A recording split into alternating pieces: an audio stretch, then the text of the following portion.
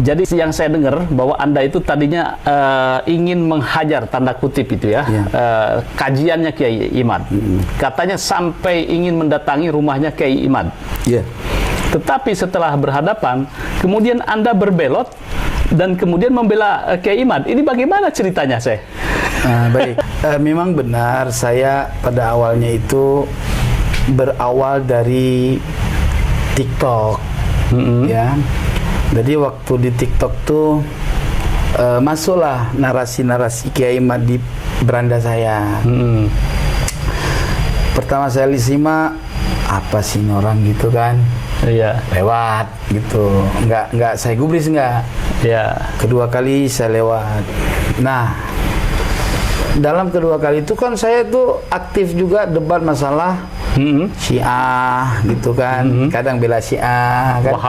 Wahabi itu benar-benar saya hajar itu di TikTok. Nah, banyak teman-teman YouTube, teman-teman TikTok saya, waktu itu saya belum aktif di YouTube, nggak paham YouTube.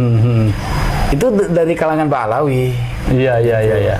Dan mereka sempat menanya nasab saya Sayyid, saya bilang, cuman saya dari Fan Al-Qushashi, ya Al-Husaini, Al-Saidi ya. Mereka, oh tahulah gitu kan. Iya. Nah, saya keturunan dari Imam Zaid, saya keturunan dari Sayyid Ahmad Al-Qushashi gitu.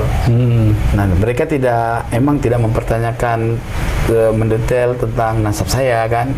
Cuman pada saat itu ada seorang Habib itu bertanya kepada saya, bagaimana pandangan Said Tengku Habib Nahnu? Kalau saya TikTok saya itu Nahnu, inisialnya kan. Tanya, bagaimana pandangan Habib Nahnu terkait masalah ada seorang kiai yang membatalkan nasab Alawi. Kurang kerjaan aja itu. Itu awalnya. Kurang kerjaan aja itu, karena nasab Alawi itu kan sudah memang diketahui dan dikenal oleh para ulama-ulama. Sebagaimana cerita yang sekarang beredar di mana Mbak Alawi dianggap benar berdasarkan kata-kata ulama segala macam kan gitu. Nah, terus setelah obrolan itu udah nggak usah dibahas itu mah, gitu kan. Yang namanya orang nggak suka ya tahu sendiri pan gitu. Ya sudah, pindah ke bahasan lain. Setelah beberapa hari ya saya selesai itu di bulan Ramadan, setelah selesai live masuk beranda Kiai Imad yang ketiga itu. Masuk thread di situ karena ada pertanyaan tadi. Yang pertama kali saya ceritakan tadi masalah ada yang bertanya tentang masalah kiai yang membatalkan nasab Mbak Alawi. Mulailah saya pengen tahu apa sih ini orang, ayo. Gitu. Semana sih informasinya gitu kan. Ceramah ya Kiai Imad itu. Iya. Alawi nasabnya batilun gitu kan. Tidak terverifikasi dari berbagai macam kitab, dari mulai abad ke-4 sampai abad 9. Gitu kan.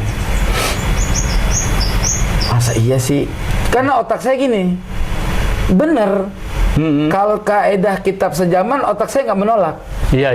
Karena saya kan ngaji fikih. Betul. Karena dalam kategori kitab-kitab fikih itu kalau kita mau jujur, semua kitab itu punya referensinya, punya marji'nya, punya sanadnya ya, marji'nya. Misalkan kitab misalkan Majmu' Syarah Muhadzab. Berarti dia mensyarah kitab Muhadzab. Muhadzab ini dari kitab apa lagi? Di atasnya ada An-Nihayah misalkan.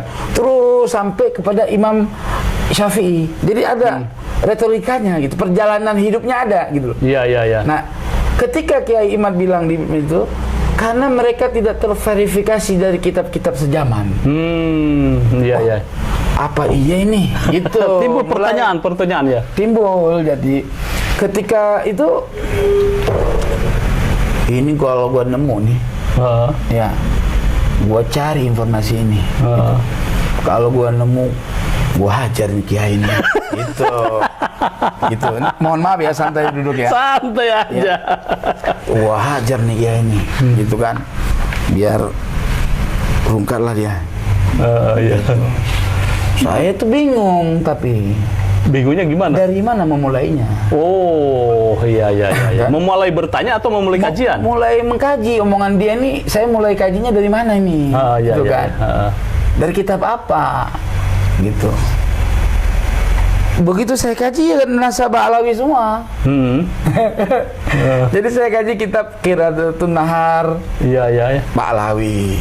Betul. Ya kan? Benar ada Ba'alawi. Terus terakhir saya dapat kitab Abnaul Imam. Ya kan? Saya baca Abnaul Imam ada. Nah, saya lihat tua nih. Iya. Tahunnya tua. Abad ke 4 ke 5 lah. Iya. Pokoknya tua. Nah, kalau kata Kiai Imad Syajaratul Mubarakah, seketik, cet. Emang nggak ada. Malah dibatasin di situ kan. Iya. Nah, ini batasan cuma 3 nih. Ngapa di Abnaul Imam ada? Iya. Mungkin keliru nih. Muter-muter otak saya tuh. Iya. Cuman saya baca nggak mukadimah. Saya nggak baca, langsung ke poin. Nah, di situ saya pelajari. Ini ada nih. Lah, udah cukup satu bahan. Cari lagi. Nah, akhirnya saya ketemu sama seseorang, orang Madura. Kemudian beliau ini juga aktif di pembahasan nasab. Namanya kalau channelnya tuh channel Hasan Syarif Gus Hasan Syarif official. Oke, ya. Dia itulah orang pertama mensupport saya untuk bangkit dan mengkaji nasab ini. Nah, pertemuan sama dia itu saya tanya, Gus, ente, nah dia kan tahu nasab saya, gitu kan? Dia tahu nasab saya. Saya tanya, Gus, ente ini gimana pandangan ente sama Kiai Imad, gitu kan? Kata saya. Kalau menurut Ani Kiai Imad benar, gitu kan? Kaget saya.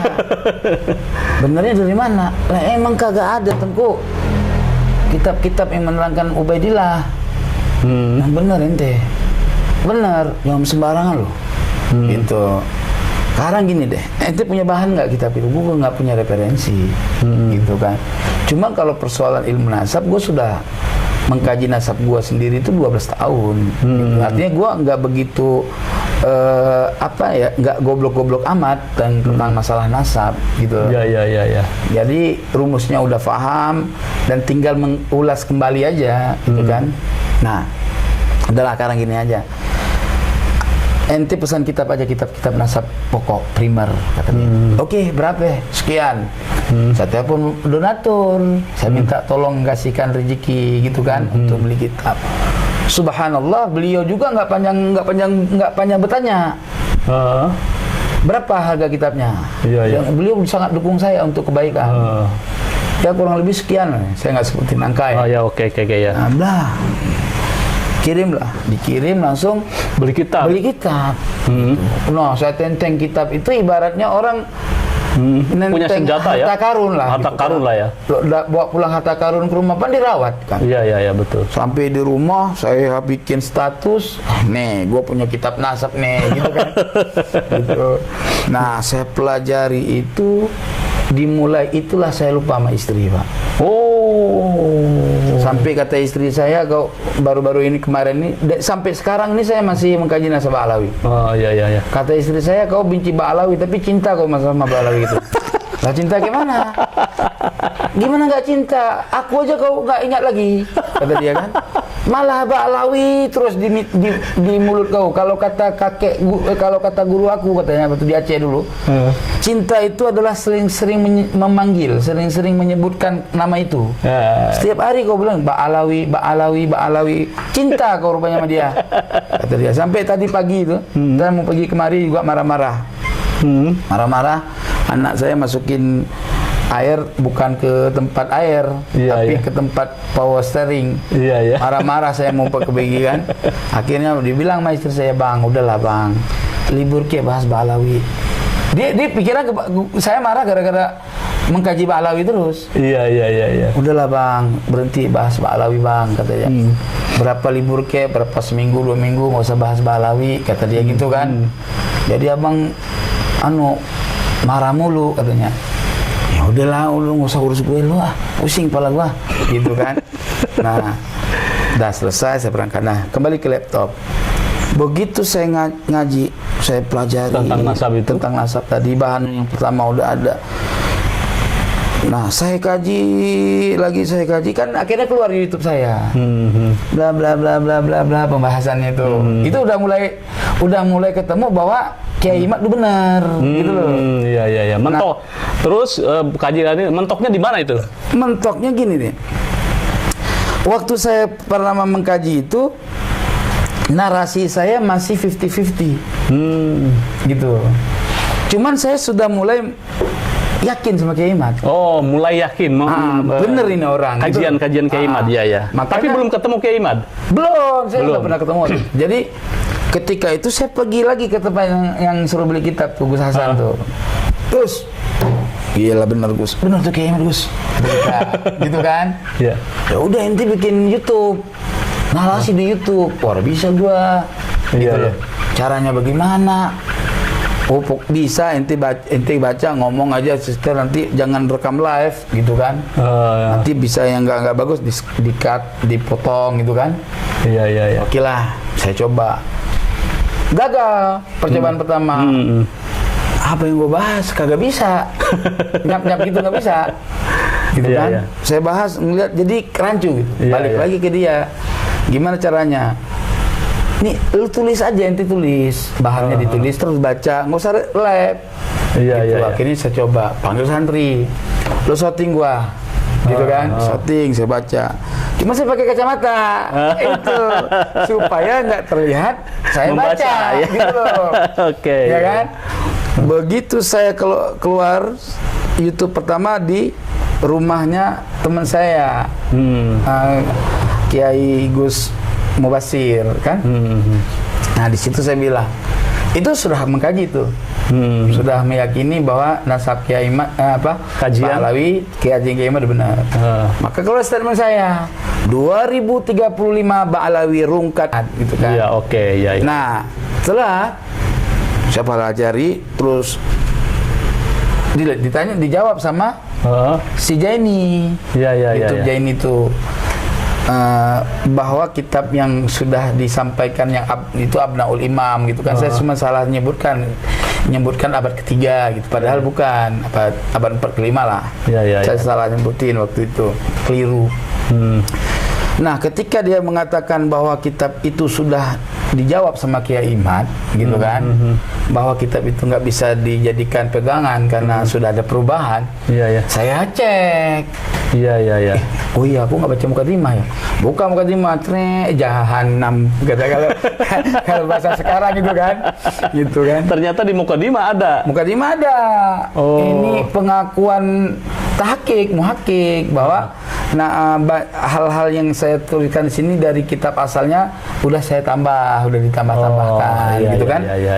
Nah, jadi saya ulas lagi dengan kitab-kitab nasab, ilmu nasab. Ternyata di situ ada tanda yang memang tanda titik-titik garis itu dibuat oleh muhaqqiq bahwa ini tanda nasab maskuk, diragukan gitu loh.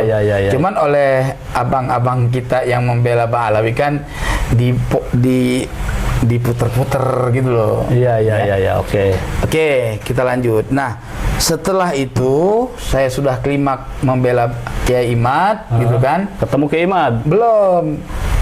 Ada acara Wali Songo di Istiqlal. Oh, iya. Saya dimasukin grup lah waktu itu kan, saya cepet banget viral tuh. Kan. Nah, masuklah di grup, diundang di grup. Nah, di situ ada Tep Bagus Nur Fadil. Kenalan lah kami, ngobrol-ngobrol.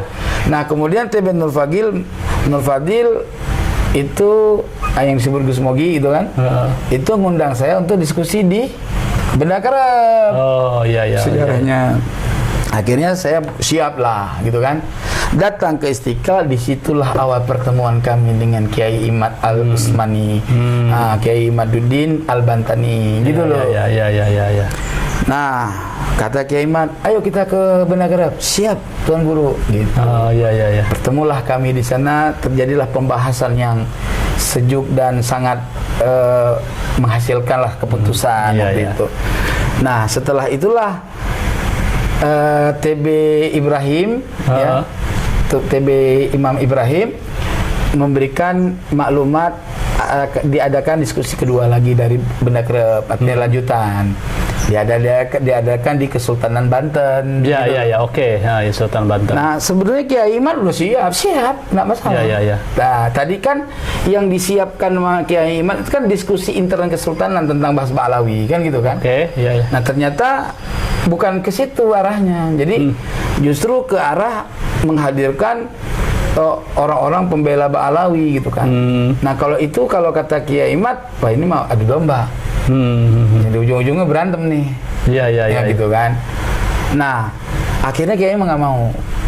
Tapi kan Anda waktu itu menjadi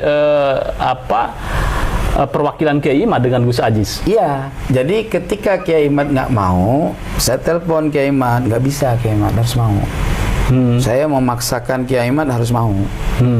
Kalau Kiai Imad nggak mau, nanti Kiai Imad akan di framing sama Mukibin dengan macam-macam narasi. Al-Kaburi gitu ya. Enggak, saya nggak bilang Al-Kaburi waktu itu. Pokoknya narasi apapun untuk menjatuhkan Kiai Imad akan dilakukan, kata saya. Iya. Kata Kiai Imad, terserah. Kebenaran gak sibuk dengan narasi, kata Kiai Imad. Tapi saya tetap nggak bisa hadir. Kalau hadirnya Mbak Robito, saya hadir. Oh iya, Betul, kata Kiai Imad. Ya. Waktu itu memang Robito juga tidak hadir itu ya. Ya, jadi waktu pembicaraan itu kan kita nggak tahu hadir apa tidak, ya. Tapi menurut informasi nggak hadir. Nah, saya maksakan terus tuh Kiai Imad. Pokoknya Kiai Imad saya nggak mau, Kiai Imad. Kiai Imad saya kan diundang. Kiai Imad kalau nggak mau, udah korban saya dah. Saya yang maju. Kiai Imad kongko aja udah. Iya. Gitu. Nah, akhirnya Kiai Imad ke rumah. Ke rumah ngajarin saya. Kalau ditanya data ini, jawaban ini. Terus udah saya malas nulis, Kiai Imad kirim aja ke WA. Itu yang di framing sama saya, sama mereka. Beraninya WA gitu loh. Mereka kan nggak tahu gitu kan. Nah, yang saya kasih nampak WA itu adalah WA waktu dia di tempat saya ngajarin saya tentang cara diskusi besok gitu loh. Iya. Oke ya. Nah, saya bilang saya yang turun Kiai Imad. Jadi Kiai Imad bikin surat pernyataan aja supaya Kiai Imad mewakili saya gitu. Karena nggak datang Robito gitu kan. Iya. Oh ya udah, nggak apa-apa. Saya bikin surat pernyataan, tapi jangan antum sendiri, Tengku. Tapi lawannya bukan lawan sendiri, bukan. Rame ya. gitu kan. Saya nggak tega kalau dewekan. Ya terserah siapa yang Kiai Imad cari. Dipilih sama Kiai Imad, Gus Jazuli. Ya. Terus ada beberapa orang tuh semua, termasuk Kiai Nur Salim, Muhammad Salim dari Cilacap, gitu kan. Ya. Jadi pas hadir di situ, mereka itu nggak ada yang mewakili. Gitu, nggak ada yang mewakili Robito. Nggak ada ya. Sebab narasi kami, debat ini harus ada kesimpulan. Iya. Kalau kalian kalah, kalian tetap membawa Robito rungkat. Kata saya. Oh nggak bisa, kami nggak bawa Robito. Nggak ada surat pernyataan kami mewakili Robito. Takut kalau begitu. Bukan takut, jadi yang saya tahu dalam diskusi itu kemarin judulnya membahas nasab Alawi, bukan tesis Kiai Imad. Lah saya kan nggak pelajari tesis. Karena bagi saya ada bicara nasab Alawi rungkat apa enggak kan gitu. Iya. Bukan tesis, saya nggak bicara tesis kok. Dan sampai sekarang nih saya nggak bicara tesis Kiai Imad. Yang saya bicara isi. Iya. Orang suka framing tesis. Sekarang mau tesis itu diakui apa tidak gitu loh. Iya. Mau sesuai prosedur tesis kek, mau nggak sesuai kek, bagi kalau kita mau pikir bijaksana, isi tesis. Ya, isi kajian itu ya. Isi kajian itu. Kau nggak setuju tesis, sampai keluar aja tesis, nggak apa-apa. Nggak usah anggap itu tesis. Tapi statement Kiai Imad yang ada di dalam itu, ada nggak Ubaidillah sebagai anak Ahmad bin Isa dalam catatan yang bersejarah, yang berkesinambungan, atau kata lain catatan sejaman? Ya. Kalau nggak ada, ya berarti rungkat. Nggak usah bicara tesis sekarang. Gitu loh. Ya. Ini framingnya tesis nggak masuk tesis. Tidak ilmiah kan? Iya, nggak ilmiah. Iri aman orang jadi dokter. Iya. Ini kan hasil tesis kan jadi dokter, jadi profesor. Iya. Disertasi itu. Disertasi, ya kan? Kok iri aman ke situ? Nggak usah, Kiai Imad nggak mau jadi profesor. Terlepas itu tesis atau tidak, isinya bahwa di situ kajiannya tentang sosok Alawi. Gitu. Iya, sekarang gini. Sosok Ubaidillah itu ya. Kita mau koreksi tesis Kiai Imad, oke? Ya. Mereka Ba'alawi punya karya juga, punya tesis. Tesis pertama mengungkapkan Ubaidillah sebagai anak Ahmad bin Isa kan Al-Burqatul Musyiqqah dalam Manaqib itu. Iya. Kitab Manaqib namanya, bukan kitab nasab. Iya. Pertanyaannya, kenapa semua rujukan daripada kitab Al-Burqatul Musyiqqah tidak sama sekali merujuk kepada kitab-kitab nasab? Ya. Dia hanya merujuk kepada kitab As-Suluk. Suluk kitab sejarah, tarikh. Tarikh tentang keulamaan orang Yaman. Keilmuan orang Yaman atau fuqaha Yaman. Iya. Di masa itu. Iya kan? Artinya berarti nggak sesuai dong. Teori atau catatan yang ada dalam Burqatul Musyiqqah yang dikarang di abad 9 juga tidak ilmiah. Iya. Kenapa itu nggak digugat? Orang kitabnya nggak ada maroji kok. Coba teliti kitab Al-Burqatul Musyiqqah, sesuai nggak dengan kajian ilmiah dan data ilmiah? Nggak ada data kok.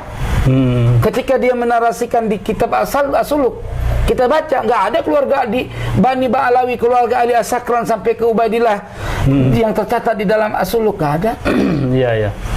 Jadi jangan sentimen.